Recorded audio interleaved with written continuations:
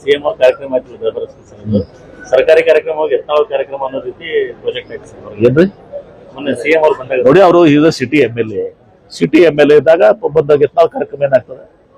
ಆತರ ಪ್ರಾಜೆಕ್ಟ್ ಆಯ್ತು. ಯಾರು ಪ್ರಾಜೆಕ್ಟ್ ಯಾರು ಮಾಡ್ಕೊಂಡು ನೀವು ಮಾಡ್ಕೊಂಡ್ರಿ? ಮುಖ್ಯಮಂತ್ರಿ ಜಾಸ್ತಿ ಸ್ಥಳೀಯ ಶಾಸಕ ಅಂದ್ಮೇಲೆ ಅದಕ್ಕೇನ್ ಬಹಳ ಕೊಡ್ಬೇಕಾದ ಅವಶ್ಯಕತೆ ಇಲ್ಲ. ಏನ್ ಯತ್ನಾಳ್ ನಮ್ಮ ಪಕ್ಷಕ್ಕೆ ನಾವು ಬರ್ಲಕ್ ಹೇಳ್ತಾ ಇಲ್ಲ, ಬಂದ್ರು ನಾವು ತಗೊಳ್ಳೋದಿಲ್ಲ. ನಿಮ್ ಮೊದ್ಲೇ ಹೇಳ್ಬಿಟ್ಟಿದೀನಿ, ಕ್ಲಾರಿಫೈ ಮಾಡಿದೀವಿ. ಹಿ ಈಸ್ ನಾಟ್ ವೆಲ್ಕಮ್ ನಮ್ಮ ಪಕ್ಷಕ್ಕೆ. ಅವ್ರಿಗೆ ಯಾವ ಕಾಲಕ್ಕೂ ನಾವು ಸೇರಿಸ್ಕೊಳ್ಳ.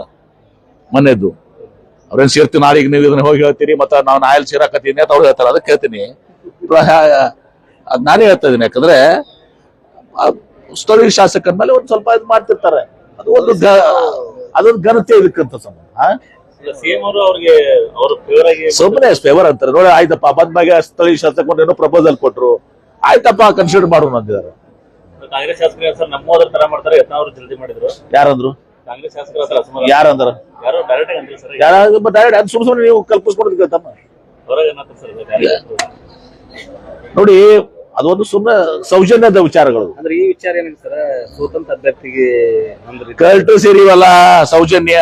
ಈಗ ನಾವು ಅದೊಂದು ಕಾರ್ಯಕ್ರಮಕ್ಕೆ ಹೋಗ್ತೀವಿ, ಅಲ್ಲಿ ಸ್ಥಳೀಯ ಶಾಸಕರು ಇರ್ತಾರೆ. ನನ್ ಕೂಡ ಆ ಸ್ಥಳೀಯ ಶಾಸಕ ಬೈದ್ ಬರ್ಲಿ ಅವ್ನು ಸ್ಟೇಜ್ ಮ್ಯಾಗ.